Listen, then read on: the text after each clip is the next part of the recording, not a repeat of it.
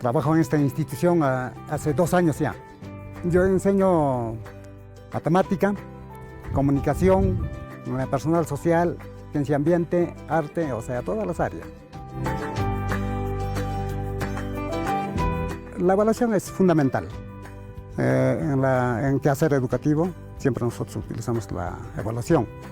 ¿Para qué? Para comparar qué nivel estaban los niños y en qué nivel ahora están. Entonces, según eso, hacer un plan de mejoramiento, sino buenas prácticas, ¿no? ¿Para qué? Para que esos niños sigan mejorando, o sea, sigan aprendiendo más y que tengan buenos logros de aprendizaje. Ministerio de Educación. Ponle punche y ganamos todos, Perú. Gobierno del Perú. Muy buenas tardes y bienvenidos a nuestro webinar UMC Evaluar para Mejorar, un espacio creado para dialogar sobre las evaluaciones de logros de aprendizaje, conocer las evidencias que se obtienen en estas evaluaciones y también las recomendaciones pedagógicas que se construyen con estas evidencias de hallazgos de las pruebas que se aplican a los estudiantes y de cuestionarios también que complementan esta información.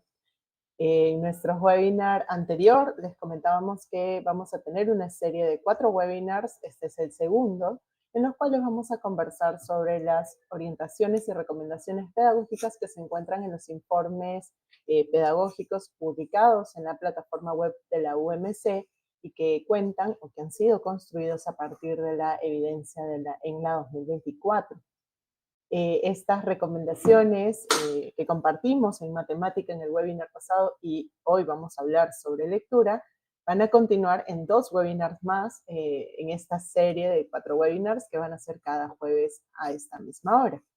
Hoy en nuestro webinar vamos a hablar sobre cómo fortalecer la lectura en 6º grado de primaria, recordando un poco que este grado, al igual que 4º grado de primaria, fueron evaluados en la Evaluación Nacional de Logros de Aprendizaje del 2024.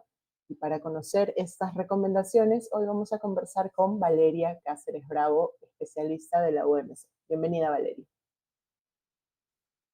Bienvenida, Helen, gracias por la bienvenida. Bienvenidos a todos los que están conectados el día de hoy a la transmisión. Es un gusto poder estar con toda la comunidad educativa, justamente respondiendo esta pregunta que creo que va a ser de mucha utilidad para el trabajo en las aulas. Así que, bueno, empecemos con la transmisión.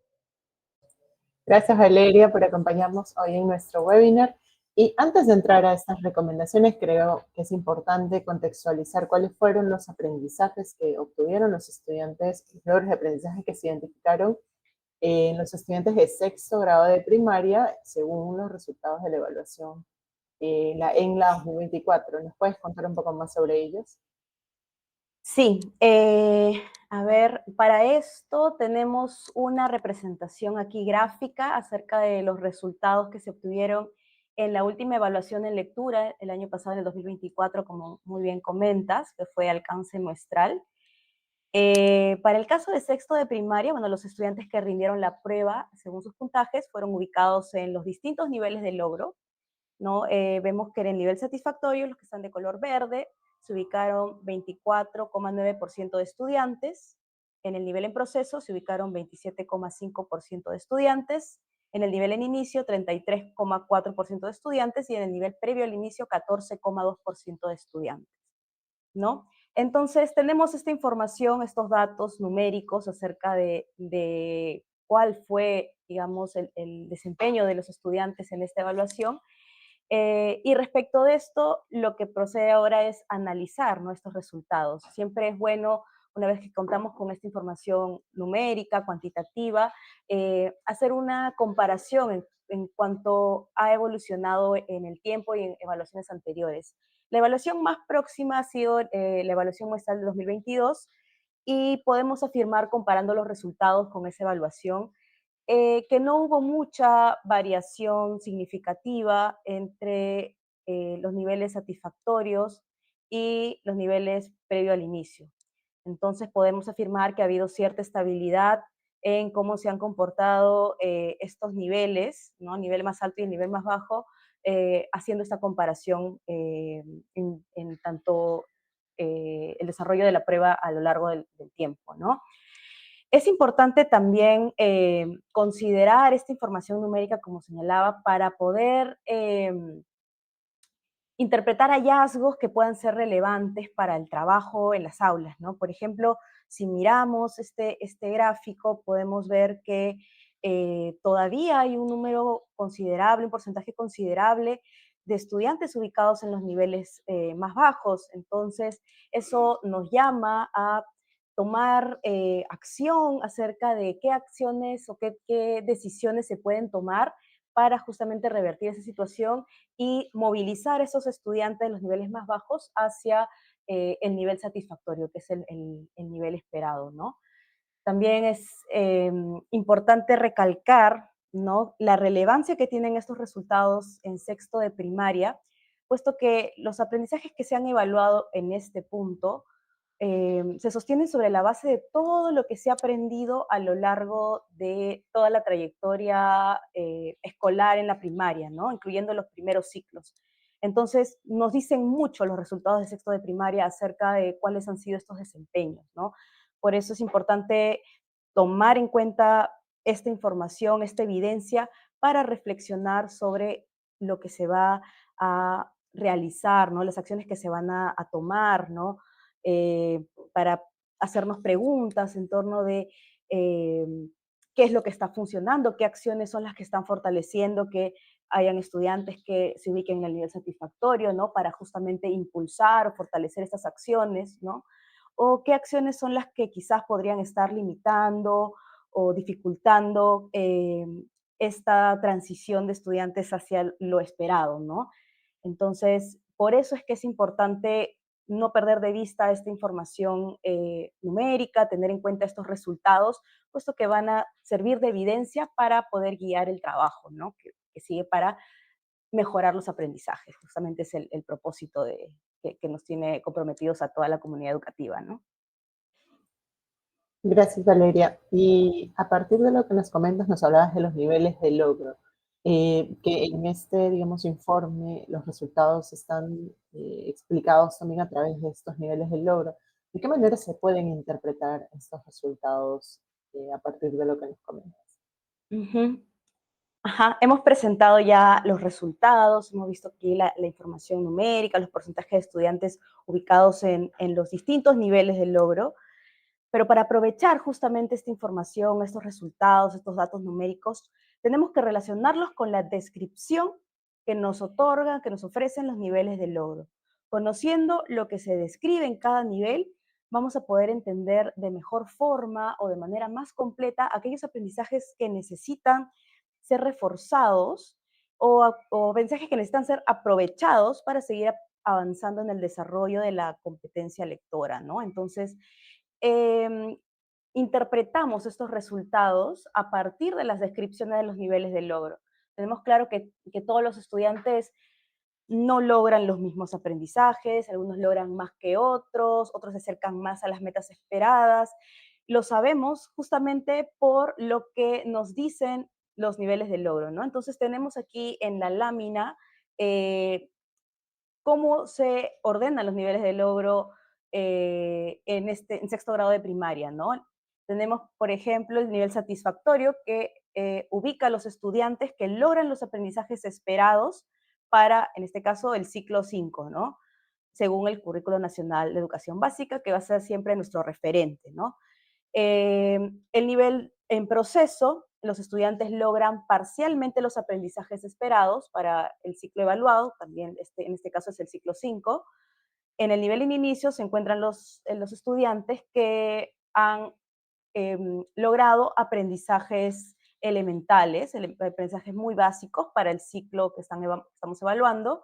Y en el nivel previo al inicio se ubican los estudiantes que todavía no están alcanzando los aprendizajes mínimos para ubicarse en el nivel en inicio, ¿no? Entonces, tener en cuenta la descripción que cada uno de estos niveles de logro nos ofrece, porque cada nivel nos va a ofrecer descripción de todo lo que pueden lograr los estudiantes, desempeños, aprendizajes que logran los estudiantes, nos va a poder, nos va a ayudar a identificar qué aprendizajes ya se consolidaron y cuáles son los aprendizajes que faltan desarrollar, ¿no? Si, por ejemplo, eh, tengo un estudiante que se ubica en el nivel en proceso, yo puedo decir que este estudiante logra los aprendizajes del nivel en proceso y también logra los aprendizajes del nivel en inicio, ¿no? O sea, estos niveles son inclusivos, ¿no? Pero todavía le falta conseguir aprendizajes para poder transitar hacia el nivel satisfactorio, ¿no? Estos niveles de logro nos ayudan, como nos brinda información, nos ayuda a poder orientar la toma de decisiones pedagógicas para poder eh, desempeñar o diseñar estrategias que permitan mejorar los aprendizajes, ¿no? Sirve como complemento al trabajo que se hace en las aulas, ¿no? Estas descripciones sirven como un complemento a la información o la evidencia que ya obtienen los docentes, los maestros, cuando evalúan en sus aulas, ¿no? Eh, Así que, en resumen, los niveles de logro nos ayudan a traducir estos puntajes, resultados de información cuantitativa, numérica, nos ayuda a traducirla en información cualitativa, útil, para poder planificar la enseñanza, para poder priorizar apoyos, ¿no? Si es que yo veo que mi estudiante está en el nivel en inicio, en el nivel previo al inicio, tengo que diseñar estrategias que se orienten a apoyar y priorizar sus aprendizajes para que pueda transitar hacia otros niveles más, más adelante, ¿no?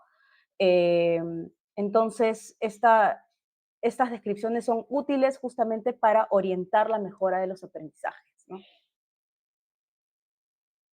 Eh, Quiero señalar cuáles son justamente estas descripciones. Creo que tener en cuenta cuáles son las descripciones pueden ayudar a que justamente tengamos en conocimiento de cuáles son los logros o aquellos aprendizajes que sí logran, ¿no? Mucho se dice a veces cuando un estudiante tiene dificultades, ¿no? A veces dice, no, no sabe, no sabe nada o no aprende, pero y de esa forma a veces no se valora aquello que sí ha aprendido, aquello que sí logra, ¿no?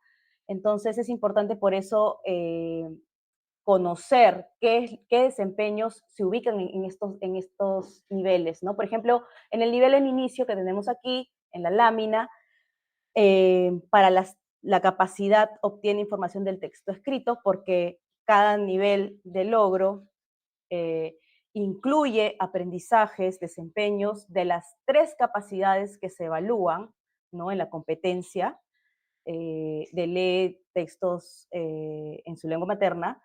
Están incluidas las tres capacidades: la capacidad de obtiene información del texto escrito, la capacidad de infiere información del texto y la capacidad de reflexiona en torno a la forma y contenido del texto, ¿no? Entonces, para la capacidad de obtener información, un estudiante que se ubica en el nivel en inicio logra aprendizajes, ¿no? Y hay que valorar y destacar eso también, ¿no? Porque justamente aquellos aprendizajes que sí tiene van a servir de apoyo para poder seguir consiguiendo más aprendizaje, para seguir avanzando en el desarrollo de la competencia, ¿no? Entonces, ¿qué logra? El estudiante puede identificar información explícita que se encuentra en posiciones notorias o evidentes del texto. ¿Qué significa posiciones notorias o evidentes del texto? Al inicio del párrafo, al final del párrafo, ¿no? Entonces, posiciones que son claramente identificables. Reconocen una secuencia de eventos en narraciones de extensión breve y que presenten hechos en orden cronológico. Logran establecer esta secuencia de eventos en textos que tienen una extensión breve, corta, ¿no? Entonces logran esto en esta capacidad.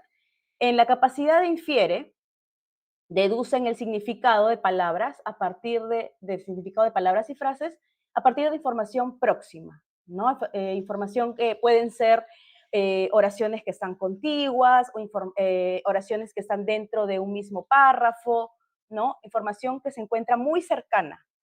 Logran entonces deducir el significado de palabras y frases. ¿Qué logran también? Logran deducir relaciones lógicas de causa y efecto y de intención-finalidad siempre que las ideas también se encuentren cercanas.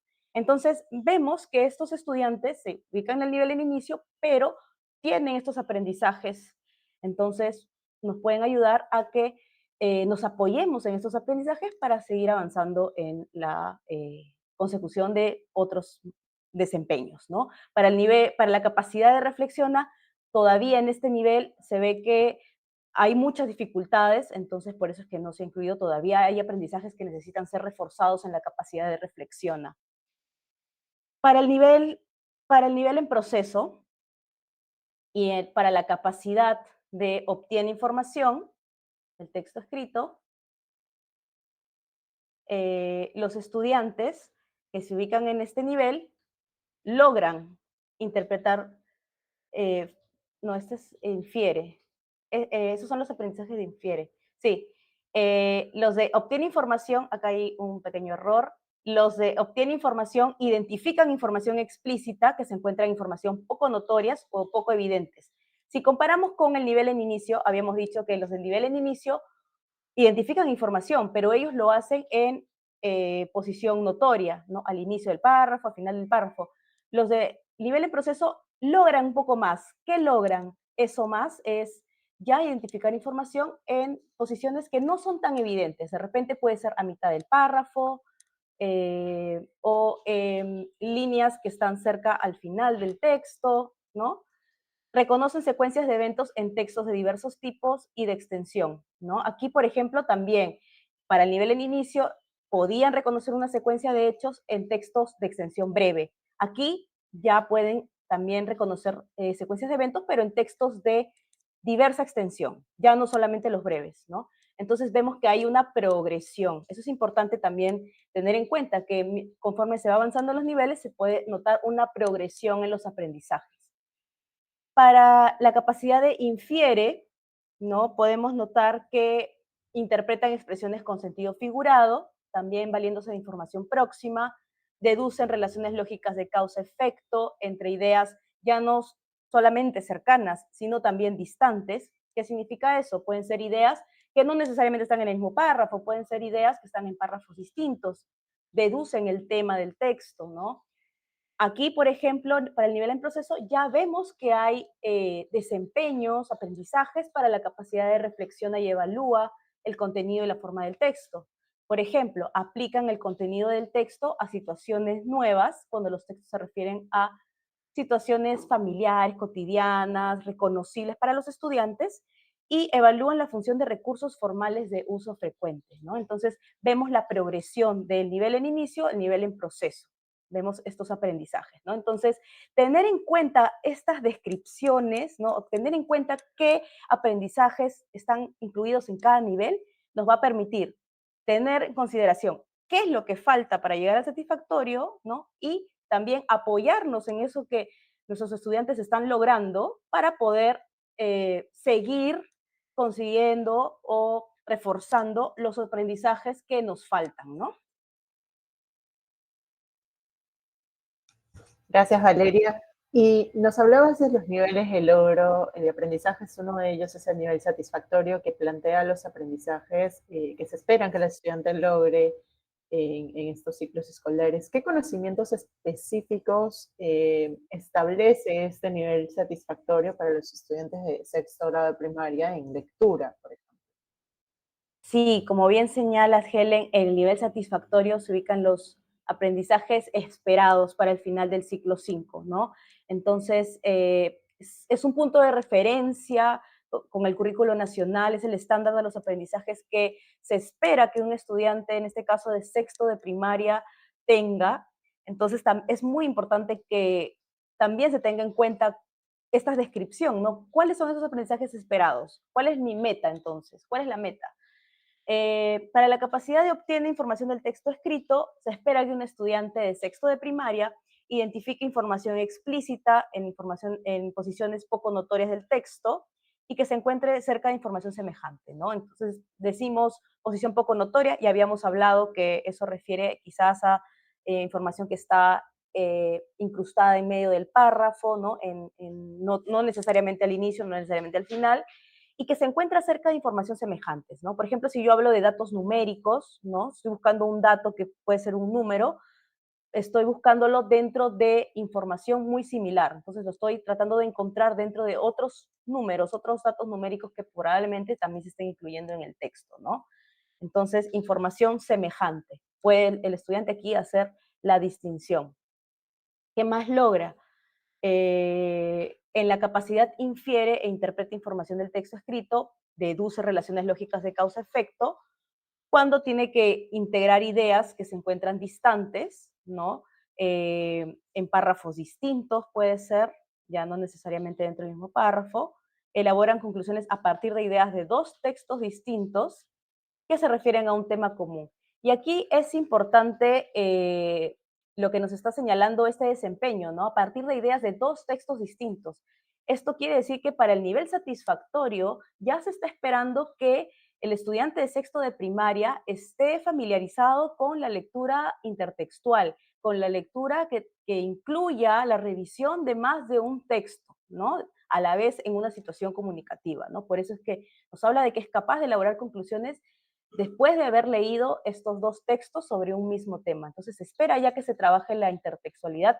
Y esto es importante porque a veces no se trabaja mucho, ¿no? Y es un aprendizaje bastante importante.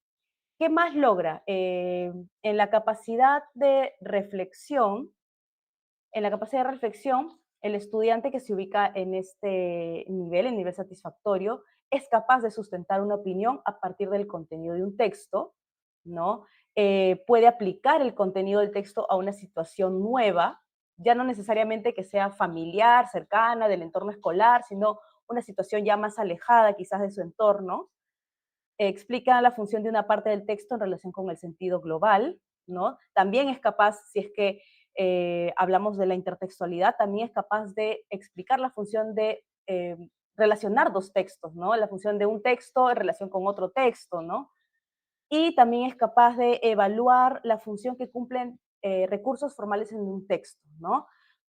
Pueden ser, por ejemplo, el uso de preguntas retóricas en un texto, ¿no? El uso de paréntesis, ese tipo de recursos, ¿no? Gracias, Valeria. ¿Y por qué es importante, digamos, conocer además estos resultados que luego se traduzcan, se conviertan en orientaciones pedagógicas que puedan ser útiles a los docentes, ¿no? En el desarrollo de sus sesiones pedagógicas? Porque una vez que se publican los resultados de las evaluaciones, estos también se trasladan a estas recomendaciones pedagógicas que, como decíamos, pueden encontrarnos en los recursos y materiales que están en la OMC. Pero ¿por qué es importante todo este proceso, digamos, este traslado a una recomendación pedagógica? Ujú. Bueno, en primer lugar, porque estas orientaciones pedagógicas tienen como principal objetivo fortalecer los aprendizajes de los estudiantes, ¿no? Es importante tener en cuenta que los resultados de estas evaluaciones, ¿no? Como la ENLA, eh, permiten dar evidencia, ¿no? Esta data, que en principio son números o porcentajes, pero que si se quedan en ese plano, no resultan ser tan útiles, ¿no? Lo que queremos es transformar esta data, esta información cuantitativa en herramientas prácticas que puedan ser de mucha utilidad en las aulas, porque justamente el propósito de estas evaluaciones es la toma de decisiones, la toma de acciones que permitan generar cambios, ¿no? En este caso, permitan mejorar el aprendizaje, ¿no?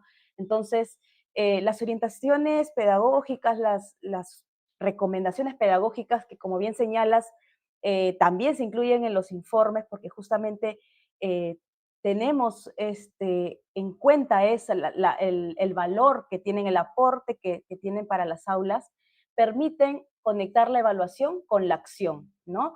Si los resultados no se usan para ahí ajustar las estrategias de enseñanza, quedan como un diagnóstico que no tiene impacto, ¿no? Las orientaciones justamente permiten tomar decisiones concretas en el aula, ayuda a que cada estudiante también, que podamos conocer eh, qué necesita cada estudiante y sobre sus necesidades, plantear eh, plantear estrategias para mejorarlas y atender justamente sus necesidades particulares.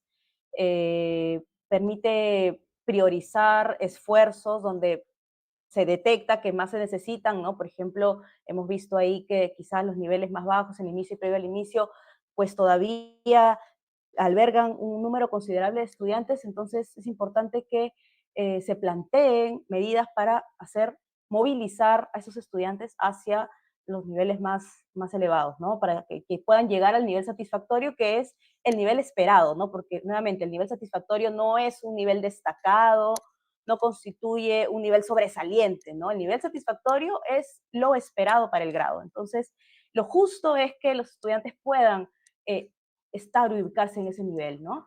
Entonces, las orientaciones pedagógicas que están fundamentadas, que nacen a partir de esta evidencia que nos ofrecen los resultados de las evaluaciones, permiten justamente fortalecer el trabajo que se puede realizar desde las aulas, ¿no?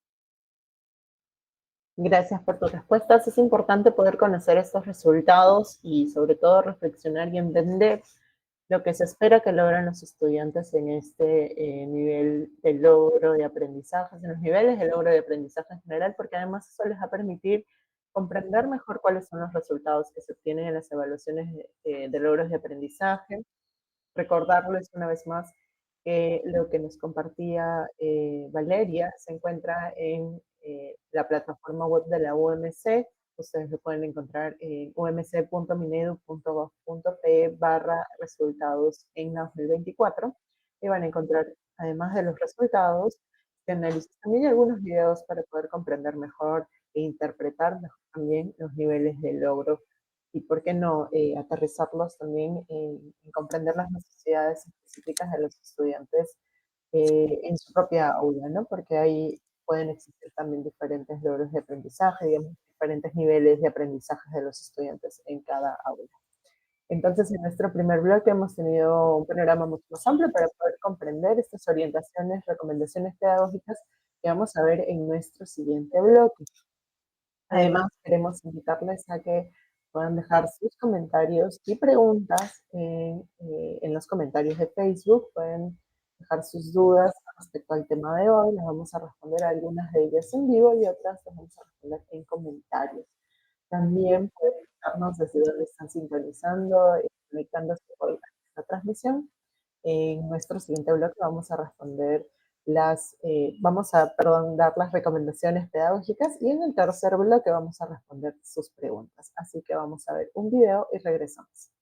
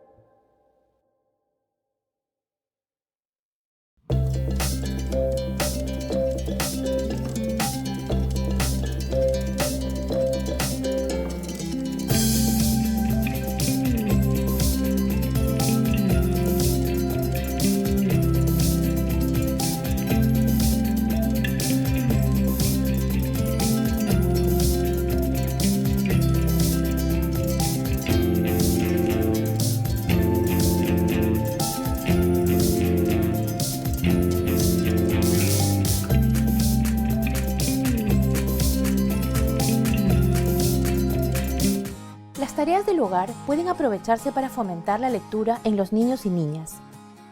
¿Qué están cocinando? Arroz a la jardinera con sangrecita. No conozco esa receta. Yo sabía que la sangrecita solo se freía.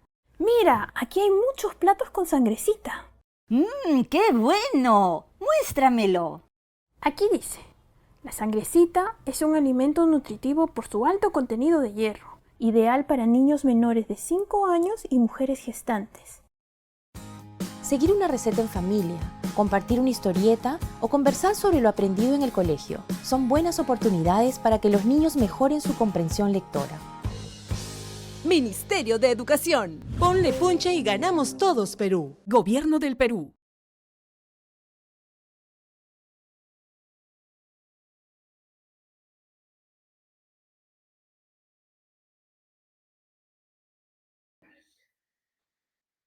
Estamos de regreso en nuestro segundo bloque del webinar de hoy. Estamos conversando sobre las orientaciones y recomendaciones pedagógicas en lectura para los estudiantes de sexto grado de primaria. Esto a partir de las evidencias que se obtuvieron en la Evaluación Nacional de Logros de Aprendizaje del 2024, que entregó resultados este año y que se aplicó a estudiantes de cuarto grado y sexto grado de primaria. Recordarles además que este webinar de hoy forma parte de una webinar de 4 ediciones que vamos a tener en estos 4 jueves y donde vamos a conversar sobre recomendaciones pedagógicas construidas a partir de estas evidencias.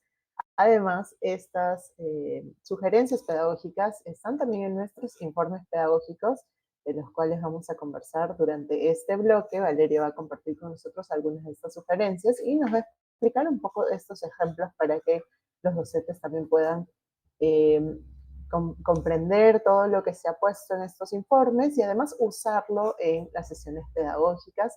Como ya veníamos explicando en nuestro bloque anterior, es importante reflexionar en torno a los logros y desafíos de los aprendizajes, comprendiendo los niveles de logro, reflexionando en torno a los resultados que han obtenido y también identificando cuáles son estos aprendizajes esperados en este grado y en esta área también que Valeria ha explicado en nuestro bloque anterior. Valeria, ahora que, digamos, conocemos un poco más sobre la situación y los resultados que se obtuvieron en sexto grado de primaria de lectura y que los docentes tienen mayor claridad sobre los niveles de logro y los aprendizajes que se esperan para los estudiantes en esta área, ¿cómo se puede fortalecer desde la práctica docente, por ejemplo, la intertextualidad que se presenta como una habilidad clave?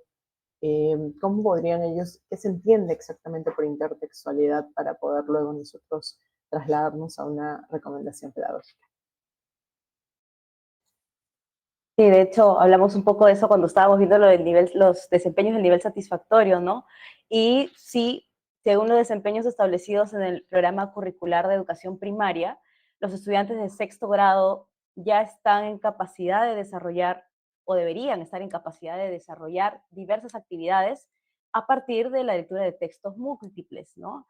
Lo que implica que pongan en práctica la lectura intertextual, ¿no? Entonces, para responder un poco a tu pregunta sobre qué es la lectura intertextual, es una forma de leer en la que un texto no se entiende de manera aislada, sino que se entiende en relación con otros, en la revisión de otros textos, ¿no? Entonces, implica establecer conexiones, relaciones entre lo que estamos leyendo y textos que pueden ser del mismo tema, ofrecidos sobre un mismo tema, ya sean textos literarios o no, ¿no?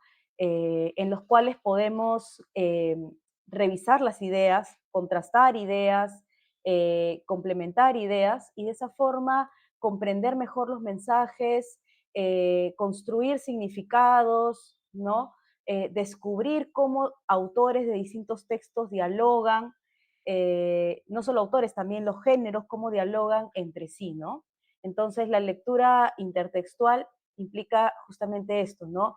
La exposición a textos que están relacionados de alguna forma, pueden pertenecer a un mismo tema, y que su revisión implica el contraste de ideas, ¿no? La relación de ideas, el vínculo de ideas, y este es un desempeño que ya se está esperando que se alcance en esta etapa de la escolaridad, ¿no?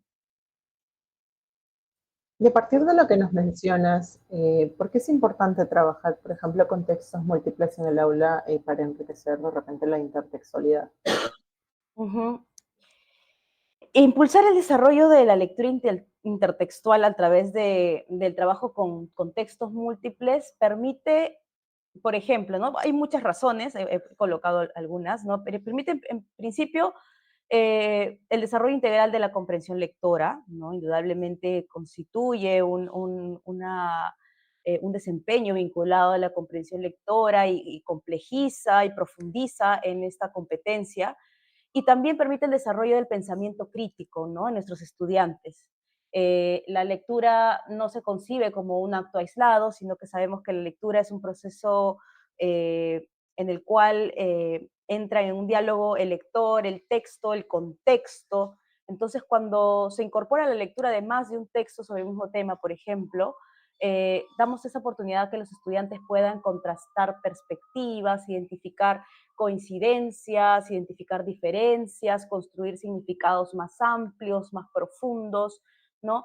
Eso es lo que fomenta la lectura intertextual, ¿no? La capacidad de establecer vínculos entre lo que se está leyendo y otros textos, ¿no? Y saberes previos también, ¿no? Construir, relacionar textos con aquello que ya se leyó, no necesariamente inmediatamente después, ¿no? Sino lo que se ha leído antes, ¿no? Entonces, es importante eso, ¿no? Además, también el trabajo con textos múltiples y para desarrollar la lectura intertextual promueve habilidades clave para la vida en sociedad, ¿no? Digamos que fortalece la capacidad de hacerse ciudadano, ¿no? De nuestros estudiantes. ¿Por qué?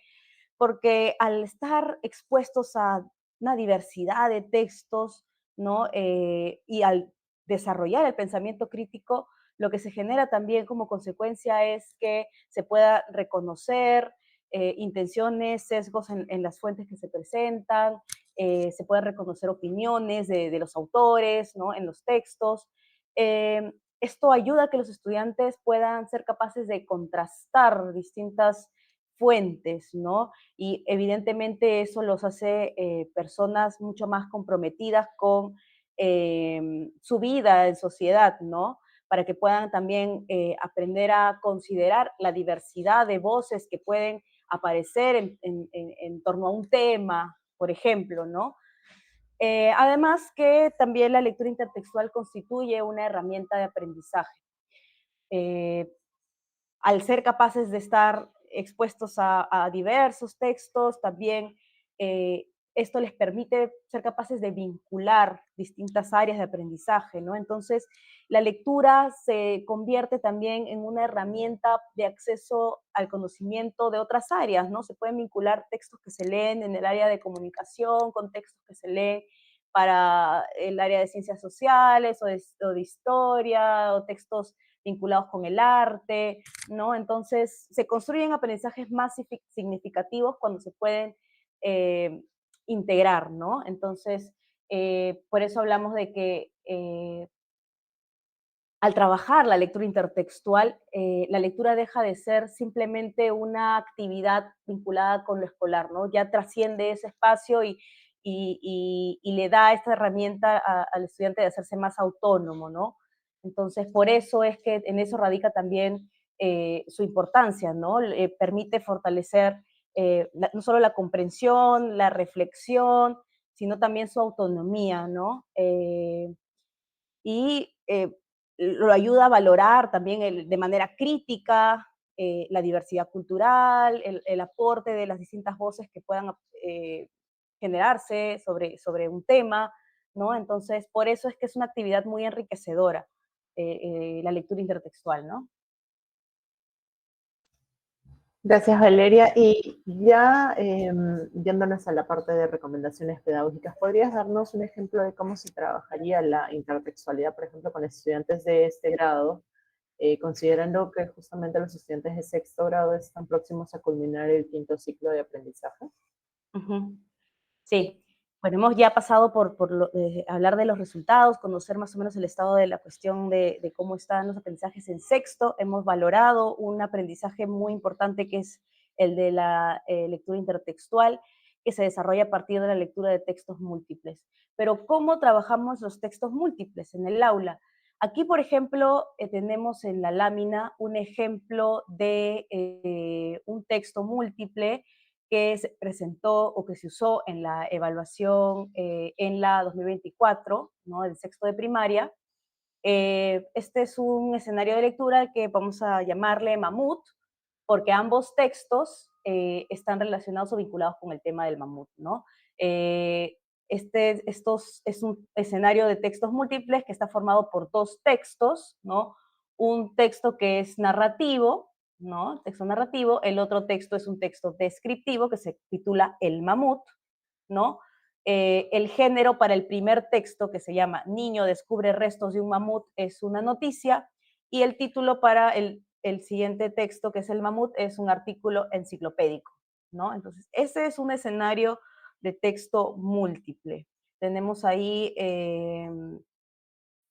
un ejemplo de cómo se puede trabajar, ¿no? La primera fuente, ¿no? Es el que es la noticia, se presenta, porque siempre es importante esto, no perder de vista, que los textos tienen que estar situados en una situación comunicativa, ¿no? Siempre hay que plantear un contexto para que sea relevante. Además, en la situación comunicativa se expone, se presenta el propósito de lectura, ¿no? En este caso dice, Thalía está escribiendo un texto sobre el mamut. Para obtener información sobre ese animal prehistórico, ella realizó una búsqueda en internet y encontró la siguiente noticia, ¿no? Entonces, ahí ya nos están dando el propósito de lectura. Thalía va a escribir sobre el mamut. Y nos está diciendo también cómo accede ella al texto, ¿no? A través de una búsqueda en Internet. Entonces, tenemos ahí una noticia, vemos que es un texto adecuado para el grado, eso también es importante, siempre que se vayan a trabajar con textos múltiples, si bien ya es bastante, digamos, la dificultad, o digamos que es un reto, vamos a hablar de retos, ¿no? Es un reto trabajar ya con dos textos distintos, exponer a un estudiante con a dos textos de distinto tipo, con distintos propósitos, entonces hay que cuidar que los textos que se elijan sean textos adecuados para el grado. Para eso tenemos que mirar y ser cuidadosos con las características del texto, ¿no?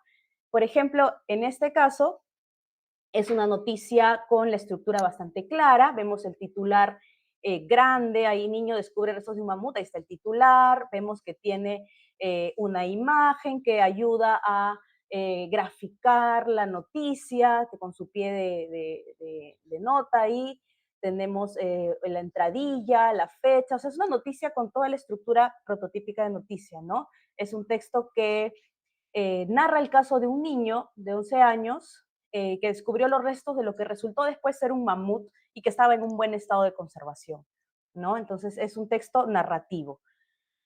El siguiente texto que se le presenta dentro de este escenario mamut se presenta anunciado con una transición, ¿no? Que me permite ir del texto 1 al texto 2, o transitar. Ahí también se amplía el propósito de lectura, que dice, después de leer la noticia, Thalía quiso obtener más información sobre el mamut, ¿no? Entonces, el propósito es seguir recabando información sobre el mamut. Y encontró la información en un libro, ¿no? Ya esta vez no en internet, sino que el acceso a este texto ha sido a través de un libro, probablemente haya sido una enciclopedia, ¿no? Entonces, acá se presenta el siguiente texto, que es el mamut, ¿no? Es un texto descriptivo,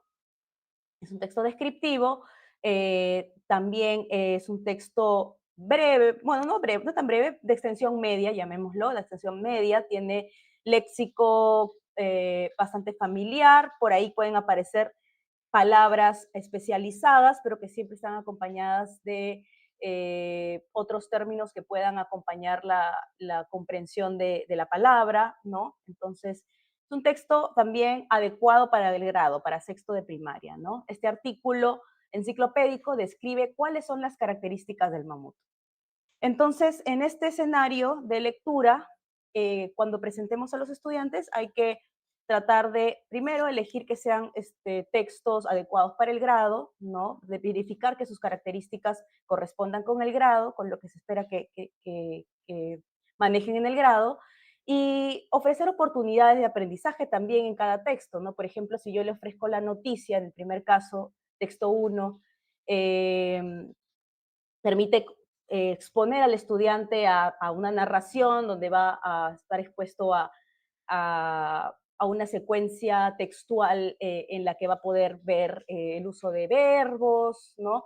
También va a poder trabajar, en el caso del texto 1, se trabajan las citas, mucho las citas, porque los hechos están narrados por un científico ruso, entonces ahí se aprovecha para trabajar ese recurso formal o por afianzar, por ejemplo, ese, ese conocimiento, ese aprendizaje, ¿no? Entonces permite ofrecer esas oportunidades, ¿no? Para el segundo texto tenemos que el texto descriptivo permite ofrecer aquí la oportunidad de que el estudiante se exponga a, por ejemplo, el trabajo con datos numéricos, unidades de medida, ¿no? Entonces, siempre hay que buscar que los textos puedan aportar también conocimiento aprovechable, ¿no? Para que en su diversidad, ¿no? Puedan ser de mucha utilidad, ¿no? Entonces, eso es una primera, digamos, sugerencia, recomendación para el trabajo con los textos múltiples, ¿no? Gracias, Valeria. Y continuando con esa sugerencia, ¿podrías brindarnos un ejemplo de cómo trabajar algunos de los desempeños esperados por el grado de acuerdo a lo que nos mencionabas también en los niveles de logro?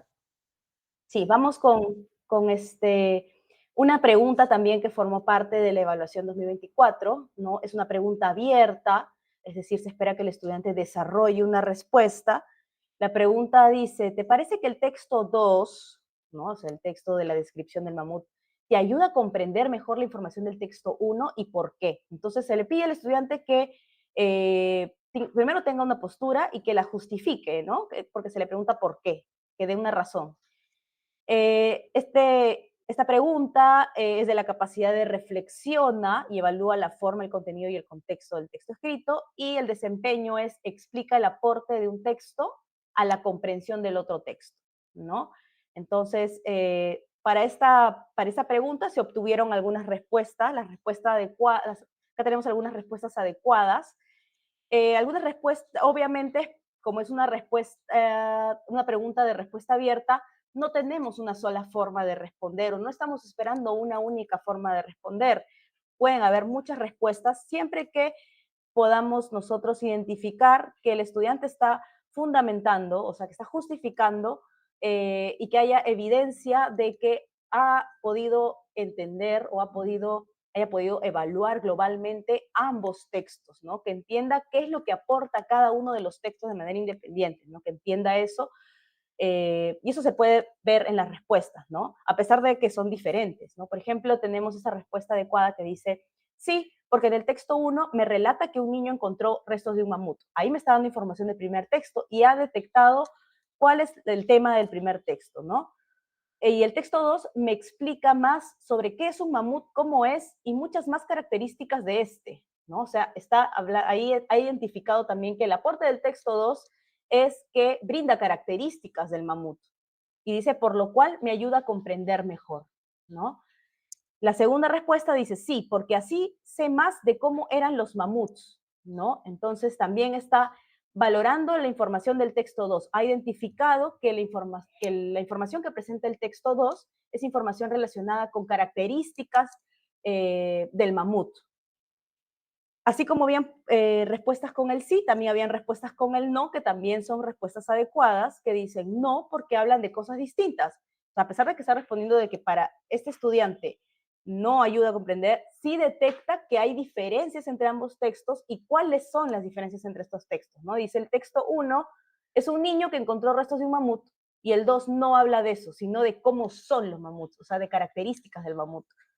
Dice el segundo ejemplo, no, porque el texto 1 me di cuenta de cómo eran los mamuts, ¿no? Entonces también detecta el contenido del texto, ¿no? Entonces, estas son algunas respuestas que dan luces sobre lo que se espera para este desempeño, ¿no? Pero, ¿cómo podemos hacer que los estudiantes logren identificar justamente y relacionar estos dos textos? ¿Cómo puedo yo hacer que identifiquen, sean capaces de relacionar el aporte de uno a la comprensión del otro? Tenemos para eso algunas estrategias, ¿no? Por ejemplo, en la siguiente vemos de tenemos esta de aquí, por ejemplo. ¿Cómo explicamos el aporte de un texto a la comprensión de otro? Primero, podemos ayudar a los estudiantes a reconocer algunas ideas importantes de cada texto, ¿no? Es importante que primero quizás con los estudiantes en el aula, se les proponga una lectura exploratoria, es decir, una lectura rápida, una lectura en la que la finalidad sea identificar primero, ¿no? El tema de cada uno de los textos, ¿no? De manera general. Una vez que se identifican, se toman estas respuestas de los estudiantes, se anotan en la pizarra, es importante el trabajo conjunto, ¿no? Y después se les podría proponer trabajar con un cuadro, ¿no? Un cuadro que organice la información de cada uno de los textos. ¿Para qué un cuadro? Un cuadrito me va a ayudar a poder manejar de manera visual, organizar de mejor forma la información que yo pueda reconocer en cada uno, ¿no? Va a aportar a eso, ¿no? Por ejemplo, aquí con la noticia podemos trabajar qué ideas son las que son más relevantes en cada párrafo y anotarlas en este cuadrito, ¿no? En el primer párrafo tenemos que un niño de 11 años encontró un mamut, luego tenemos que el mamut estaba en buen estado, eso obtenemos en el primer párrafo. En el segundo párrafo, ¿qué ideas son las ideas relevantes? Jenny, al niño, avisó a las autoridades locales del hallazgo, ¿no? ¿Qué más? Las autoridades locales llamaron al científico y su equipo para empezar la excavación y también los pobladores de la localidad ayudaron a excavar. Esas son ideas que son importantes en el segundo párrafo. Y en el tercer párrafo, ¿qué ocurre? El mamut era adulto, tenía entre 22 y 24 años, era un mamut macho y finalmente eso, ¿no? Poseía las características típicas de su edad, ¿no? Entonces, una vez que se trabaja esto, porque muchas veces el cuadro ayuda a que se pueda organizar y tener un mejor manejo visual de la información. Una vez que se tenga esto de un texto, se procede a trabajar en el otro texto. Así como se ha trabajado la noticia, se trabaja también para el texto del texto descriptivo. Y entonces, una vez que yo tengo identificadas las ideas, ya puedo tener mayor claridad sobre qué me está ofreciendo cada texto. Eso es el principio, ¿no? Tengo que tener claridad sobre qué propone cada texto. Luego, una vez que ya tengo identificada lo que me ofrece cada texto, una segunda recomendación, oriente a sus estudiantes, o sea, orientemos a los estudiantes para que comparen, ¿no? Hacer este ejercicio de comparación del contenido que nos ofrecen ambos textos, ¿no? Primero identificar el género, ¿no? Uno es una noticia, el otro es un artículo enciclopédico, entonces, ¿qué vamos a esperar encontrar en cada uno? ¿No? En una noticia yo espero encontrar un hecho noticioso, etcétera, y en un artículo enciclopédico la descripción de algo, ¿no? De qué trata, los temas y qué ideas presenta. Ya las ideas de cada uno ya las trabajé antes, ¿no? En cada uno en su cuadrito ya las identifiqué. Entonces, tenerlas así colocadas de manera visual va a ayudar a que, primero, podamos identificar cuáles son las coincidencias y podemos identificar también qué es lo que le falta a uno, ¿no? ¿Qué es lo que tiene uno que no tiene el otro? Entonces, de esa forma también podemos vincularlos, ¿no? Vincularlos a través de la comparación. Entonces, este cuadro comparativo ayuda o permite que se pueda poner en práctica este ejercicio de la comparación. Entonces, por eso es relevante que se pueda trabajar de esta forma también en las aulas, ¿no? Y siguiente recomendación también tenemos, muestra a sus estudiantes cómo se pueden relacionar dos textos sobre un mismo tema, ¿no?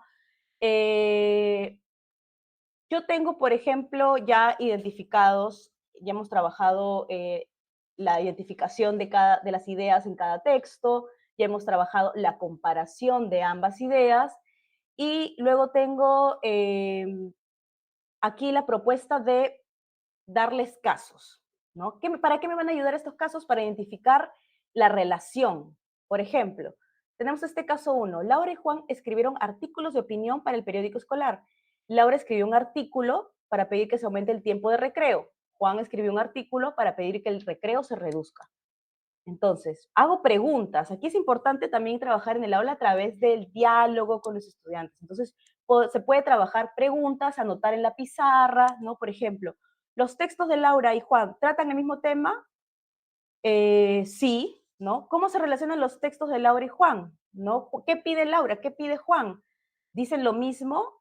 Parece que no, ¿no? Hay que guiar también los estudiantes hacia una respuesta que nos digan, ¿están de acuerdo? O sea, Laura y Juan están de acuerdo, parece que no, ¿no? Uno pide que aumente el recreo y el otro pide que se reduzca. Entonces, ahí yo planteo y se puede plantear, entonces, ¿cómo se relacionan los textos de Laura y de Juan? ¿No? Si no están de acuerdo, ¿qué significa? Ah, que se oponen, ¿no? Entonces estoy trabajando ahí, por ejemplo, el reconocimiento de la relación en torno a la oposición, ¿no? Luego tengo un segundo casito que dice que, por ejemplo, Pedro y Cintia escribieron textos sobre animales peruanos para el periódico Mural. Pedro escribió una descripción, o sea, un texto descriptivo sobre el oso de anteojos, un animal que está en peligro de extinción, y Cintia elaboró un afiche para promover el cuidado de animales en peligro de extinción, ¿no? O sea, ambos están escribiendo sobre animales, ¿no? Entonces, también hacemos preguntas y anotamos en la pizarra. ¿Los textos de Pedro y Cintia tratan el mismo tema? Parece que sí, ¿no? ¿Hay información que puede aparecer en los dos textos? ¿Hay información que puede coincidir? Sí, ¿no? Porque están hablando de animales del Perú. ¿Qué más? Hay información que aparezca en los dos textos, puede haber información que coincida, ¿no? Entonces ahí yo tengo ya una primera pista clave, coincidir. ¿Qué más? ¿Hay información que aparezca en un texto y en el otro no? Bueno, sí va a haber algunas diferencias, ¿no? Evidentemente no son los mismos textos. ¿Y qué más? ¿La información de estos textos se opone? Parece que no. Hay que guiar también a los estudiantes cuando vamos recibiendo sus respuestas a estas preguntas, ¿no? Los textos repiten lo mismo o se complementan. Aquí ya, por ejemplo, podemos trabajar que estos textos se vinculan a través del complemento, se complementan, ¿no? En el caso 1 era a través de la oposición, a través de que se oponían, de que trataban distintos temas, perdón, distintas posturas en torno a un tema, y en este caso los textos se complementan, ¿no? Entonces, ahí, por ejemplo, ya les hemos mostrado a los estudiantes dos casos en los cuales dos textos se relacionan, ambos están relacionados, pero de manera distinta, ¿no? Entonces, exponerlos a estos casos también posibilitan que los estudiantes puedan reconocer más fácilmente después cuando ellos se expongan a otros textos, ¿no? Sí, eso. Gracias, Valeria. Y tenemos una última pregunta para cerrar este bloque y luego irnos con las preguntas del público. El ejemplo que nos has brindado nos ayuda a comprender y a ver cómo se relacionan ambos textos y cómo el segundo contribuye a entender también la situación que se plantea en el primero. ¿De qué otras maneras un texto podría aportar a la comprensión de otro texto? Sí, muchas veces se cree que los textos solamente se vinculan, sí, solamente a través de la oposición, ¿no? O sea, se oponen, a veces se cree que la lectura intertextual solamente puede trabajarse sobre la base de textos o escenarios polémicos, ¿no? Un texto a favor, un texto en contra, ¿no? Y lo cierto es que existen muchas posibilidades para trabajar los vínculos de textos, ¿no? Cómo un texto puede aportar a la comprensión de otro, ¿no? Por ejemplo, podemos presentar textos en los que uno complete vacíos de información del otro, podemos presentar textos en los que uno esclarezca ambigüedades o inconsistencias de un texto, textos en los cuales uno amplía la información que presenta el otro, ¿no? O textos que abordan el mismo tema, pero perspectivas distintas, no necesariamente opuestas, sino perspectivas distintas, ¿no? Eh, entonces, hay muchas posibilidades, ¿no? La lectura intertextual puede trabajarse desde textos de distinto tipo, ¿no? En escenarios de situaciones en las que se presenten textos de distinto tipo, no necesariamente tienen que ser artículos de opinión donde haya uno a favor y uno en contra, textos uno a favor y uno en contra, sino textos que permitan que se puedan relacionar de distinta forma, como las que ya he podido nombrar, ¿no? Ahora, ¿no? Gracias, Valeria. En este bloque hemos podido conocer un poco más estas recomendaciones pedagógicas. Valeria nos ha brindado varios ejemplos que ustedes encuentran en los informes pedagógicos. Como les mencioné, está en la plataforma web de la UMC. y ustedes pueden descargar estos informes, acceder a estas recomendaciones y bueno, encuentran muchas otras recomendaciones más. Valeria nos ha compartido algunas de ellas en este webinar. Vamos a ver nuestro dato UMC del día y volveremos con algunas de las preguntas del público. Por tiempo vamos a responder algunas de ellas y otras las vamos a responder en comentarios. Así que vamos a ver nuestro dato y volvemos.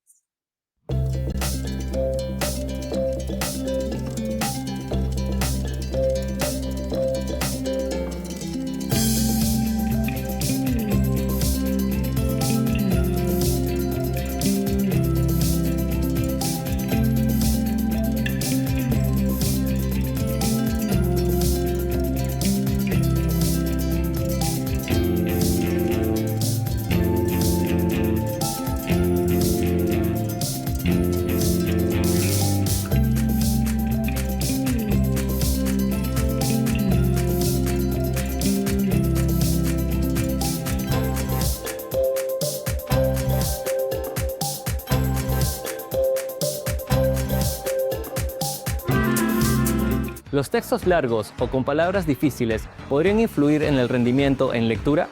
Te lo contamos en el dato UMC.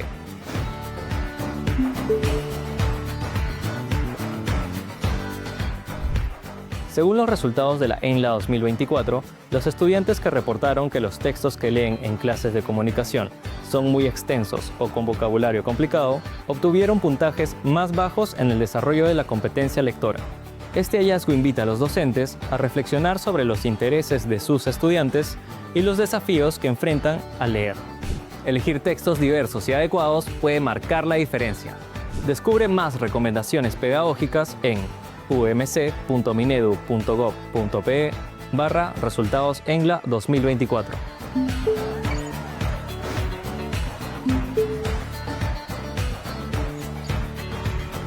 Ministerio de Educación. Ponle punche y ganamos todos Perú. Gobierno del Perú. Estamos de regreso en nuestro último bloque de nuestro webinar UMC Evaluar para Mejorar. Hoy hemos estado abordando las recomendaciones pedagógicas en lectura en sexto grado de primaria, construidas e interpretadas a través de, que muestran, los informes, las evidencias de la Evaluación Nacional de Logros y Aprendizaje del 2024. Valeria, nuestra especialista invitada, hoy nos ha compartido varios ejemplos en el bloque anterior y si ustedes no han podido conectarse tal vez a nuestro webinar desde el inicio, no se preocupen que se va a quedar grabada esta transmisión para que puedan volverla a mirar y además van a poder descargar los ejemplos que Valeria ha mostrado en pantalla en los comentarios una vez que se concluya esta presentación. Además, ustedes van a poder encontrar las recomendaciones pedagógicas de hoy, así como otras recomendaciones más en la plataforma web de la UMC, umc.minedu.gov.pe/resultados en la informe pedagógico de sexto grado de primaria con las recomendaciones pedagógicas y otras orientaciones más que están también en este informe, así que les invitamos a descargarlo, revisar esta información y reflexionar también con la comunidad educativa en sus propias regiones, institución educativa. Valeria, vamos a hacerte una pregunta del público. Sabemos que hay varias preguntas, las estamos respondiendo en comentarios, varias de ellas, así que vamos a responder todas sus preguntas, pero ahora en la transmisión vamos a responder una sola pregunta por tiempo. ¿Qué criterios se podrían considerar para seleccionar textos que resulten relevantes y motivadores para estudiantes de sexto grado de primaria? Nos pregunta el público. Ya. Sí, esto es importante, ¿no? Para que resulten relevantes y motivadores, ¿no? En principio, si hablamos de textos relevantes, tenemos que considerar textos que sean en principio pertinentes para la edad, ¿no? Pertinentes para la edad, pertinentes para el nivel lector que tienen. Esto implica que, por ejemplo, el vocabulario que se les presente sea un vocabulario comprensible, pero que también sea un vocabulario retador, ¿no?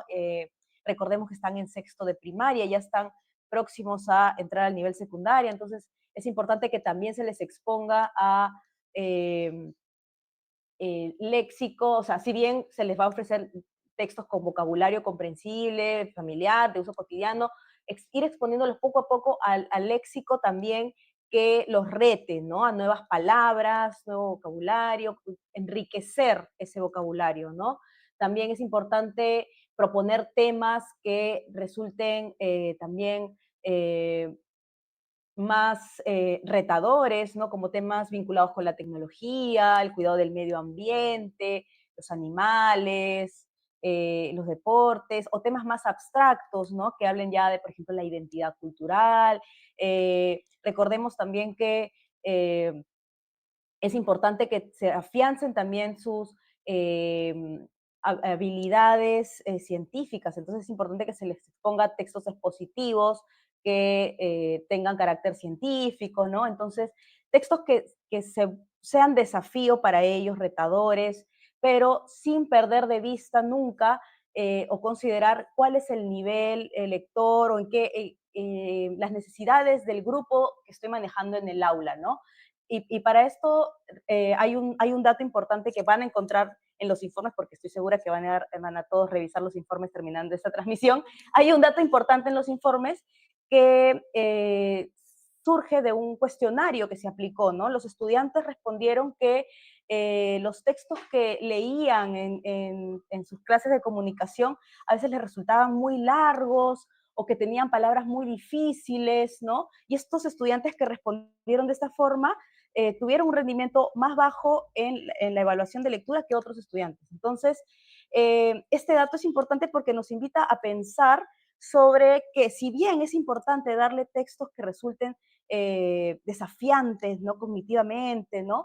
También es importante no perder de vista el nivel en el que están, ¿no? Entonces, por eso es que hablábamos de las descripciones de los niveles de logro, considerar qué aprendizajes tienen para que esos aprendizajes me sirvan de base para poder seguir avanzando. Entonces, no perder de vista eso, considerar en qué nivel están mis estudiantes, considerar y hacer una, digamos, exposición progresiva de dificultad de estos textos, ¿no? A los estudiantes, ¿no? Textos que sean motivadores también, tiene que ver con los intereses que tienen los estudiantes en esta etapa de edad, ¿no? O sea, en la edad que tienen, qué temas pueden ser importantes, relevantes, interesantes para ellos, ¿no? No perder de vista también ese factor para que una lectura motivadora, pues siempre va a ser más... va a vincularlos mucho mejor con la lectura, ¿no? Que es justamente lo que queremos que ocurra. Gracias, Valeria, por acompañarnos hoy en la transmisión y por responder todas nuestras preguntas, además por brindarnos algunas recomendaciones pedagógicas. Una vez más les decimos que todas esas recomendaciones, así como otras más, están en el informe pedagógico de la UMC, de los resultados de la ENLA 2024, que están en la página web de la UMC. Ustedes van a encontrar ahí el informe con resultados, además por región, que les va a permitir poder interpretar mejor también estos resultados, conocer un poco más, usar estas recomendaciones pedagógicas en el aula. Antes de despedirnos, queremos saludar también a todas las regiones que están conectadas hoy con nosotros. Lambayeque, desde Lima Metropolitana, Cajamarca, Apurímac, La Libertad, en Cusco, Arequipa, San Martín, también están desde Ancash, Piura, Tacna, Ica, en Lima provincias también y en Amazonas. Gracias por estar conectados con nosotros. Y les vamos a las preguntas que no hemos podido responder en la transmisión, las vamos a responder en los comentarios.